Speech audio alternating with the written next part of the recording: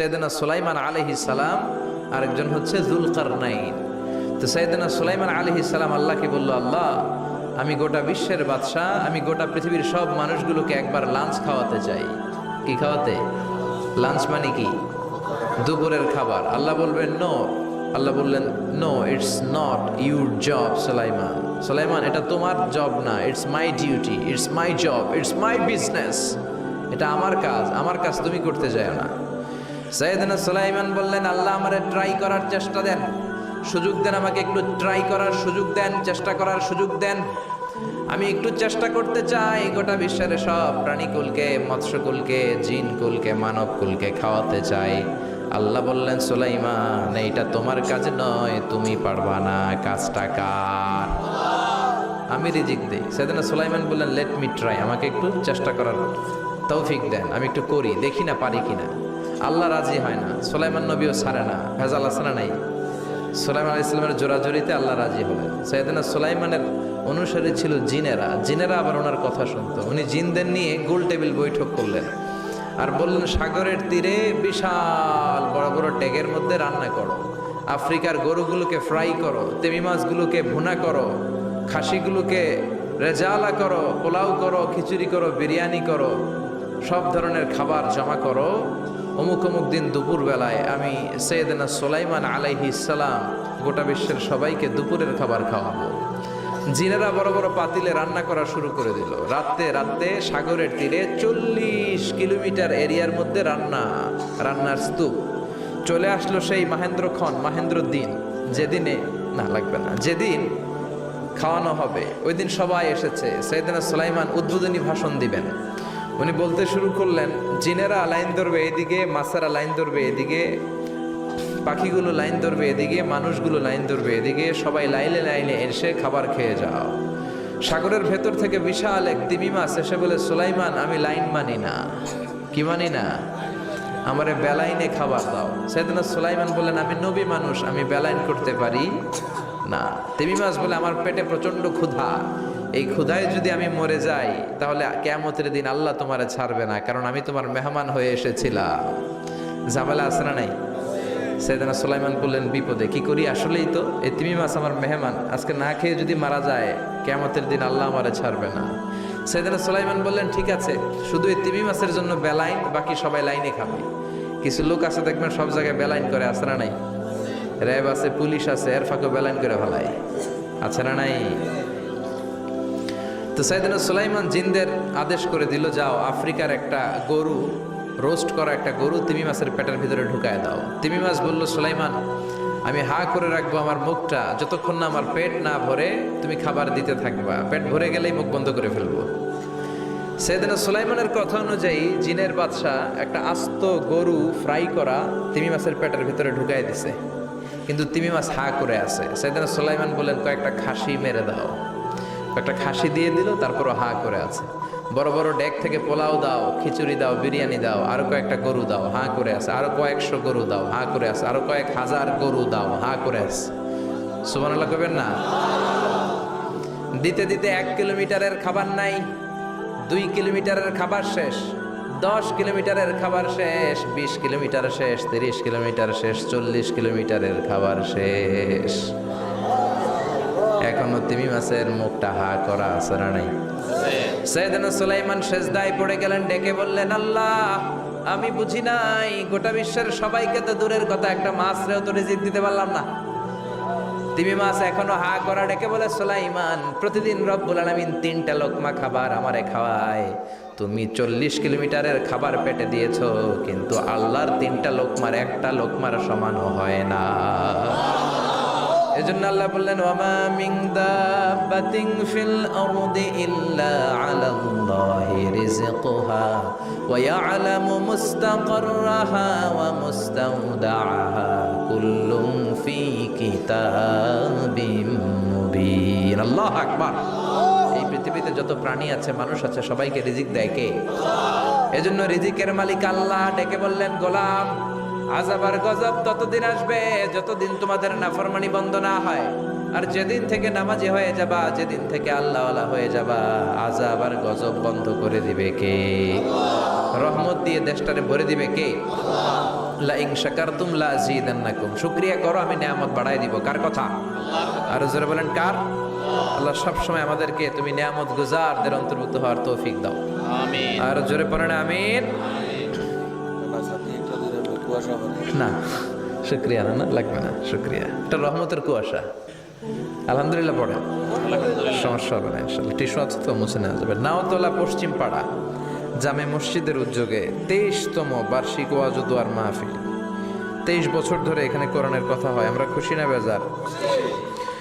আজকের এই মহতী প্রোগ্রামের সভাপতি বিশিষ্ট সমাজসেবক জনাব মোহাম্মদ ওহিদুল্লাহ সাহেব, চেয়ারম্যান 3 নং মাথাইয়া ইউনিয়ন পরিষদ, আমার নানা ভাই। জোরাজোরি করে আজকে আমার আনছে, আইনাই সারছে। আমি যত বছর বাঁচি অত বছর এনে আসতে হবে, কি বলেন আপনারা? আল্লাহ আমাদের সভাপতি নানা ভাইকে তুমি কবুল করে নাও। বিভিন্ন মাহফিল হলেই ছুটে যায়, অনেক চেয়ারম্যান আছে মাহফিল বন্ধ করে, আর আমার নানা ভাই মাহফিল করে, ঠিক কি না? এরকম চেয়ারম্যানের দরকার আছে না নাই?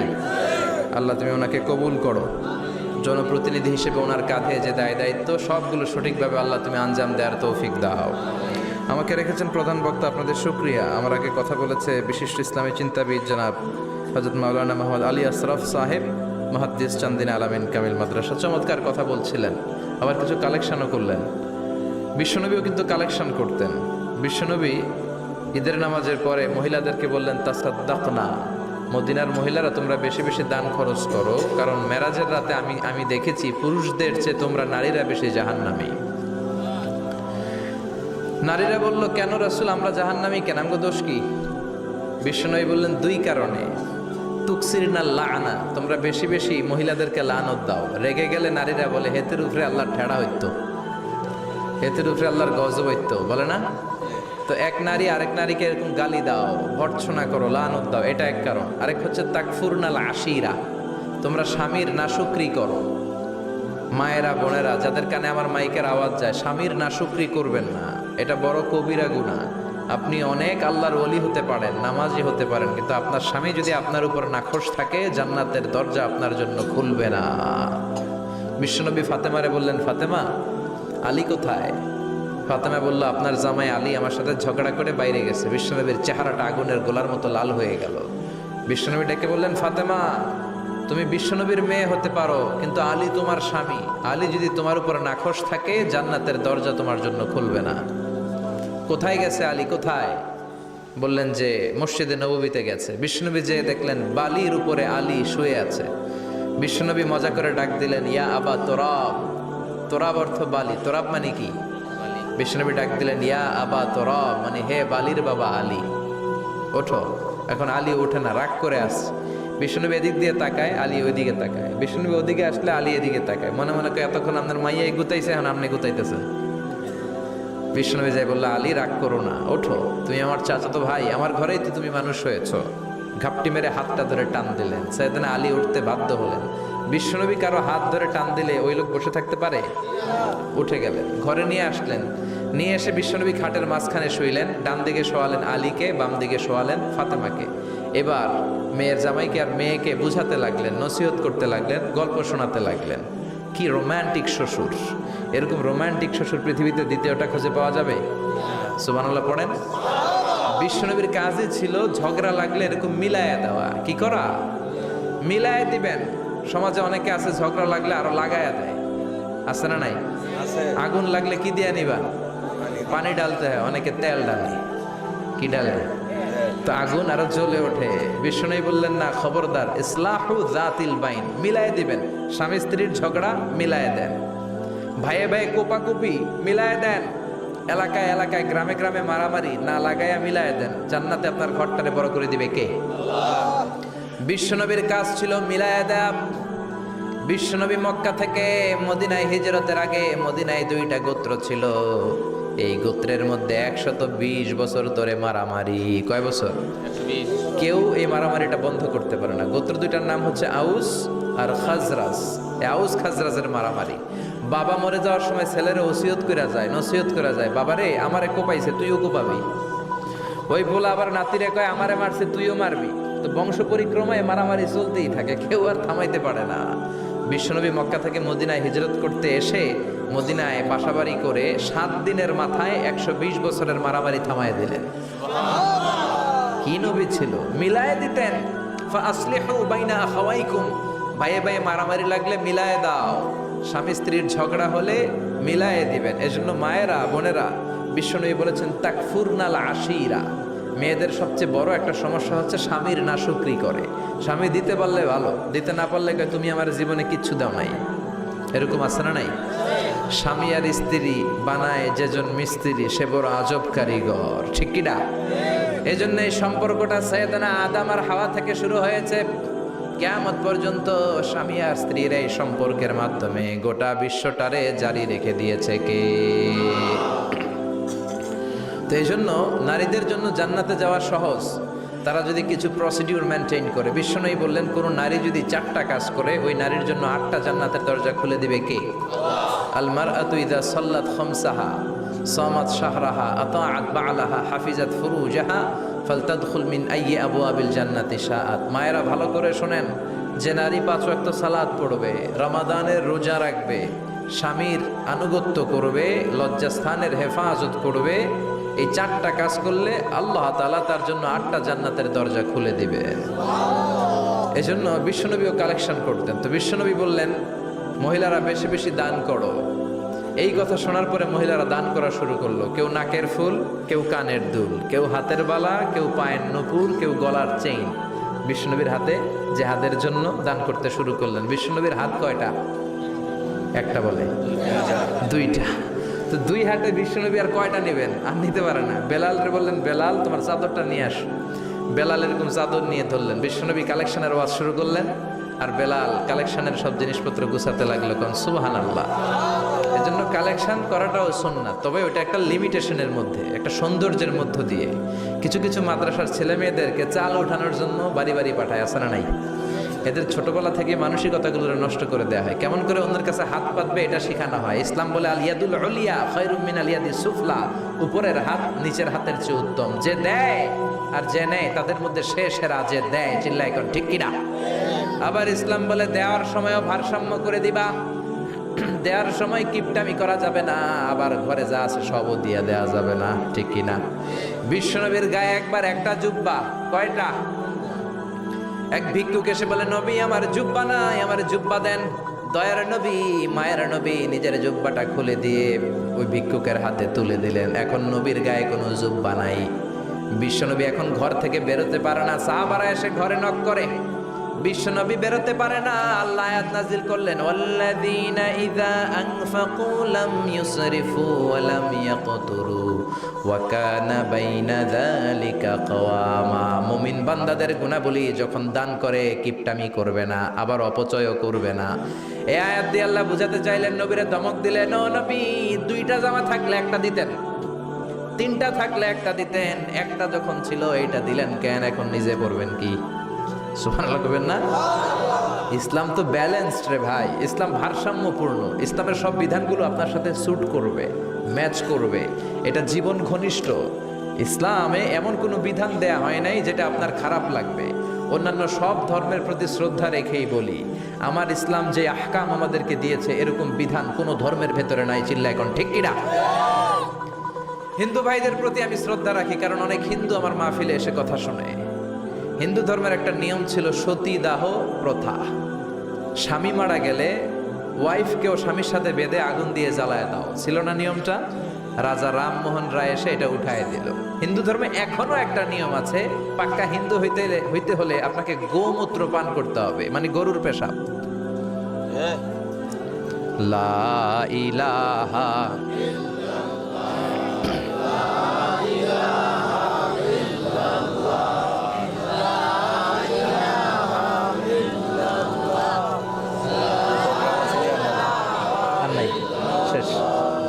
লা ইলাহা ইল্লাল্লাহু মুহাম্মাদুর রাসূলুল্লাহ সাল্লাল্লাহু। হিন্দু ধর্মের একটা নিয়ম আছে, গরুর পেশাব খাওয়া লাগে, গরুর পেশাব খেতে হয়। আমরা কি পেশাব খামো গরুর? 1 কোটি টাকা দিলে? 2 কোটি? 5 কোটি? না, এটা আমাদের রুচিতে হবে না। কি সুন্দর, আমাদের রুচিতে বাদে এমন কোন নিয়ম আল্লাহ দেয় নাই। সুবহানাল্লাহ। আবার আমাদের সেলফ ডিমান্ড, আমাদের ডিজায়ার, আমাদের চাহিদা, আমাদের মননশীলতাকেও ইসলাম গুরুত্ব দিয়েছে। বিশ্বনবী বললেন, ইদা জা আল আশা ওয়াল আশা মান ফাকদ্দিমুল আশা ক্বাবলা আল আশা। ইসলামে রাতের নামাজকে বলে এশা, রাতের নামাজকে কি বলে? আর রাতের খাবারকে বলে আশা, কি বলে? ইসলাম বলে এশা আর আশা দুইটা যদি একসাথে আসে, এশার নামাজ রাখো, আগে আশা খাইয়ালো। সুবহানাল্লাহ। এশারও আজান হচ্ছে, গরম গরম বিরিয়ানিও চলে আসছে, কি করবেন? আগে বিরিয়ানি খেয়ে নেবেন, আগে পেটটারে ঠান্ডা করবেন। তা না হলে বিরিয়ানির প্যাকেট রেখে দিয়ে যদি নামাজ পড়েন, নামাজের মধ্যে বিরিয়ানির চিন্তা আছে না নাই? সুবহানাল্লাহ কইবেন না? কি সুন্দর ইসলাম। ইদা জা আল আশা ওয়াল আশা ফাকদ্দিমুল আশা ক্বাবলা আল আশা। চিল্লায় পড়েন সুবহানাল্লাহ। এজন্য ইসলাম আছে যেখানে আমরা আছি, কোরআন আছে যেখানে আমরা আছি। কথা বলেছেন আলী আশরাফ সাহেব, কালেকশন করতেছিলেন, হ্যাঁ, ওইখান থেকে এই কথাগুলো আসলো। যারাই দান করেছেন মসজিদের জন্য আল্লাহ কবুল করো। কথা বলেছেন হযরত মাওলানা মাহমুদ আবুল হাসান সাহেব, হযরত মাওলানা আবু হানিফ সাহেব, যারাই কথা বললেন নিঃসন্দেহে কোরআন সুন্নাহর আলোকে বলেছেন। আল্লাহ এই কথাগুলোর উপর আমাদেরকে আমল করার তৌফিক দাও। আজকের মাহফিলে এসে আমরা খুশি না বেজার? আসুন আমরা তাকবীর দিয়ে আমাদের এই খুশির ধারাবাহিকতা বজায় রাখি। আমি পড়বো লিল্লাহে তাকবীর, আপনারা আমার সাথে তাকবীর দিবেন। পড়বেন আল্লাহু আকবার। পড়েন লিল্লাহে তাকবীর, আল্লাহু আকবার, লিল্লাহে তাকবীর, লিল্লাহে তাকবীর। আসুন এই চমৎকার রজনীতে আমাদের দামি সময় নষ্ট না করে আমরা মহাবিশ্বের মহাবিশ্বয় মহাগ্রন্থ আল কোরআন থেকে কথা শুনি। এর কারণ কোরআন এমন বরকতময় কিতাব, এই কিতাবের একটা ভুলও আজ কেউ ধরে দেখাইতে পারে নাই। বরং ভুল ধরতে আসলে তার হেদায়েতের রাস্তা খুলে যায়, ঠিক কিনা? কেউ কোরআনের ভুল ধরতে পারে নাই, কোরআনকে সংশোধন করা যায় নাই, কোরআনের শত্রুতা করে এর বিরুদ্ধে ষড়যন্ত্র করে কেউ সফল হতে পারে নাই। চিল্লায় কোন ঠিক কিনা? এজন্য রব্বুল আলামিন বলেন, এমন কিতাব একটা দিলাম, এই কিতাব তেলাওয়াত করলে হৃদয়টারে ঠান্ডা করে দেয় কে? ঈমান বাড়িয়ে দেয় কে? وَإِذَا تُلِيَتْ عَلَيْهِمْ آيَاتُهُ زَادَتْهُمْ ঈমানা। মুমিন বান্দাদের সামনে কোরআনের তেলাওয়াত করলে ঈমান বাড়ায় দেয় কে? শুধু মুমিনদের ঈমান বাড়ায় না, কাফেরদের সামনে তেলাওয়াত করলেও কাফেরদের কলিজাও ঠান্ডা হয়ে যায়। সুবহানাল্লাহ পড়েন। মিশরের একজন কারি ছিল, কারি আব্দুল বাসেত ইবনে আব্দুস সামাদ। ওনাকে নিয়ে মিশরের প্রেসিডেন্ট জামাল আব্দুল নাসের রাশিয়াতে একটা সফর করলো। তখন আবার রাশিয়ার নাম ছিল সোভিয়েত ইউনিয়ন। কি ছিল? সোভিয়েত ইউনিয়ন, এখন হয়েছে রাশিয়া। বিশাল মন্ত্রী পরিষদের বহন নিয়ে গেল। রাশিয়ার প্রেসিডেন্ট মিশরের প্রেসিডেন্টকে লাল গালিচার সংবর্ধনা দিয়ে ওয়েলকাম করলো। এবার মিশরের প্রেসিডেন্ট তার মন্ত্রী পরিষদকে পরিচয় করায় দিচ্ছে যে এটা হচ্ছে আমার হোম মিনিস্টার, এটা আমার এডুকেশন মিনিস্টার, এটা আমার ফিনান্স মিনিস্টার। তো সবাইকে পরিচয় করে দেওয়ার পরে ওনার সাথে যে মিশরের কারি আব্দুল বাসেতের দিকে তাকিয়ে রাশিয়ার প্রেসিডেন্ট বলে, এইটা আবার কোন মন্ত্রী? এটা হোমমন্ত্রী, এটা শিক্ষামন্ত্রী, এটা অর্থমন্ত্রী, এই যে জুব্বা পরা এই লোকটা, এটা আবার কোন মন্ত্রী? তো মিশরের প্রেসিডেন্ট বলে, এটা আমাদের কোনো মন্ত্রী না, এটা আমগো কারি। এটা কি? হেরা কি কারি কি বুঝে? এরা বলতেছে কারি আবার কি? তো মিশরের প্রেসিডেন্ট জামাল আব্দুল নাসের বলে, he is the reciter of our holy book Quran. তিনি আমাদের ধর্মীয় গ্রন্থ কোরআন তেলাওয়াত করে আমাদেরকে শোনায়। আমরা আমাদের বিভিন্ন প্রোগ্রামে ওনাকে ইনভাইট করি, উনি আমাদের ধর্মীয় গ্রন্থ আবৃত্তি করে শোনায়। তো রাশিয়ার প্রেসিডেন্ট বলে, তোমাদের ধর্মগ্রন্থ আবৃত্তি করে শোনায় তোমাদের প্রোগ্রামে? আজকে রাতেও তো আমাদের জাতীয় প্রোগ্রাম, একটা বড় প্রোগ্রাম আছে, যেই প্রোগ্রামে আমরা সবাই মদ খাবো আর বেলি ড্যান্স দেখবো। কোমর দুলানো ডান্স, রূপবানে নাচে কোমর দুলাইয়া, এই কোমর দুলানো ডান্স আমরা দেখব। তো তুমি যদি বলো আজকের এই ডান্স বন্ধ করে আমরা তোমাদের কারি সাহেবের কাছ থেকে তেলাওয়াত শুনতে পারি, জামাল আব্দুল নাসের বলল ঠিক আছে তাই করেন, ডান্স বন্ধ করে দেন। তো রাশিয়ার প্রেসিডেন্ট কয়, ওকে ডান, দ্য ডিসিশন ইজ ফাইনাল। আজকে রাতে কোমর দুলানো নৃত্য হবে না, আজকে তোমাদের কারি সাহেবের তেলাওয়াত শুনবো আর মদ খাবো। কি খাবো? ড্যান্স বন্ধ করছে, মাগার মদ বন্ধ করে নেই। তো আব্দুল বাসেদ রাজি হলেন, ওনাকে নিয়ে যাওয়া হলো। সিঙ্গাররা গিটার দিয়ে যেখানে গান গায় ওখানে বসানো হলো ওনারে। আর সবার হাতে মদ, হুইস্কি, রেড ওয়াইন, অ্যালকোহল নিয়ে বসেছে যে মদ খাবে। রাতে এরা মদ খায়, 2-1 প্যাক না খেলে এদের ঘুম হয় না। তো আব্দুল বাসেদ ওই দিন তেলাওয়াত করেছিলেন চোখ বন্ধ করে। আর চোখ বন্ধ করার আগে, তেলাওয়াতের আগে আল্লাহ বলেছেন, আল্লাহ এই যে এতগুলো কমিউনিস্ট লিডার, আমি আমার গলায় তুমি যত সুর দিয়েছো, আমি দরদ দিয়ে তেলাওয়াত করব, তুমি তোমার কোরআনের বাণীটা এই কমিউনিস্ট কাফের লিডারদের অন্তরের ভিতরে ঢুকাইয়া দিও। সবাই মদ নিয়ে রেডি। উনি শুরু করলেন আউযু বিল্লাহি মিনাশ শাইতানির রাজিম বলে তেলাওয়াত শুরু করলেন। ওনার তেলাওয়াত যখন শুরু হলো, কেউ আর মদ খায় না, মদের গ্লাস রেখে দিয়ে সবাই ওনার দিকে তাকিয়ে রইল। উনি ওনার কণ্ঠে যত দরদ ছিল, সুর ছিল, সুরের ঝংকার ছিল, মেলোডি ছিল, ভয়েস ছিল, সব উজাড় করে কোরআন তেলাওয়াত করতে লাগলেন। কমিউনিস্ট লিডারগুলো তেলাওয়াত শুনতে শুনতে মনের অজান্তে চোখের পানি ছাড়তে শুরু করছে। লম্বা সময় তিনি তেলাওয়াত করলেন, ওরাও মদ খাওয়া রেখে দিয়ে কান্না জুড়ে দিল। তেলাওয়াত শেষ, চোখ খুলে দেখে কেউ মদ খায় নাই, সবার চোখে পানি। মিশরের প্রেসিডেন্ট জামাল আব্দুল নাসের ওদেরকে বলল, did you understand the meaning of the verses of the holy Quran? এই যে আমাদের কারি সাহেব তেলাওয়াত করছে, তোমরা কি অর্থ বুঝছো? কয় না, বুঝি নাই। তো কান্দলা কেন, চোখে পানি কেন? কমিউনিস্ট কাফের লিডাররা বলে, আমাদের জীবনে এত সুন্দর তেলাওয়াত, সুরেলা কণ্ঠ আমরা শুনি নাই। এই তেলাওয়াতটা শুনে আমাদের হৃদয় ঠান্ডা হয়ে গেছে, যদিও বুঝি না, কিন্তু হৃদয়টা ঠান্ডা ঠান্ডা লাগে, অন্তরটা প্রশান্ত প্রশান্ত লাগে। আমাদের অন্তরে অনেক জ্বালা, অনেক যন্ত্রণা, আমাদের অনেক দুঃখ আর কষ্ট, এগুলোকে ভুলে থাকার জন্য আমরা রাতে বেলি ড্যান্স দেখি আর মদ খাই। তবে এরকম কারি যদি আমাদের দেশে থাকতো, আমরা বেলি ড্যান্স না দেখে প্রতিদিন রাতে তেলাওয়াত শুনতাম। ওই কোরআন আজও আছে না নাই? আজ সেই কোরআন আছে, হাদিস আছে, সেই ঈমান আর মানুষ নে, সেই আলী হায়দারে ওসমান নেই। আজানের ধ্বনি আছে আগেরই মতোই, আজানের ধ্বনি আছে আগেরই মতোই, বেলালের সেই রূহ নেই, বেলালের সেই রূহ নেই। আজ সেই কোরআন আছে, হাদিস আছে, সেই ঈমান আর মানুষ নে, সেই আলী হায়দারে ওসমান নেই। চিল্লা এখন ঠিক কিনা? এজন্য কোরআন আজও আছে। ওই কোরআন থেকে দরদ দিয়ে তেলাওয়াত করতে পারলে কাফেরদের হৃদয়কেও ঠান্ডা করে দিবে কে? এজন্য এই কিতাব এমন কিতাব, যে কিতাবের ভুল খুঁজে বের করা যায় না। ভুল ধরতে আসলেই তার ভুলটাই আল্লাহ তার চোখের সামনে তুলে ধরে। চিল্লায় বলেন ঠিক কিনা? সেই কোরআন থেকে আমরা কথা শুনবো, সেই কোরআনের আলোতে নিজেদেরকে আমরা আলোকিত করার চেষ্টা করব। রাজি আছেন? অনেক রাত, সময় আমাদের কম, কথা আমাদের বেশি। আসুন সরাসরি আমরা মহাবিশ্বয় মহাগ্রন্থ আল কোরআন আল করিম থেকে আমরা কথা শুনবো। আমি আমার খুতবার শুরুতে সূরাত বনী ইসরাইলের ছোট্ট একটা আয়াত তেলাওয়াত করেছি। আজকের এই চমৎকার রাতের আলোকে কিছু কথা শুনবো। সবাই পড়েন ইনশাআল্লাহ। সূরা বনী ইসরাইলের এই 23 নম্বর আয়াতে আল্লাহ তাআলা ইরশাদ করে বলছেন, ও আমার গোলামেরা, আমি আল্লাহর পক্ষ থেকে তোমাদের জন্য স্পেশাল 2টা ফায়সালা আছে, স্পেশাল 2টা ঘোষণা আছে। এই ঘোষণাগুলার কোনো নড়চড় হবে না, অনড় ঘোষণা। ফায়সালা কয়টা? 2টা।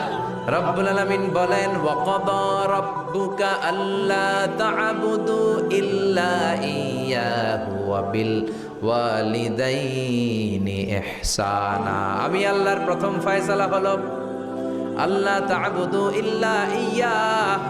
এই জমিনে কারো ইবাদত করা যাবে না একজনের ছাড়া, তিনি কে?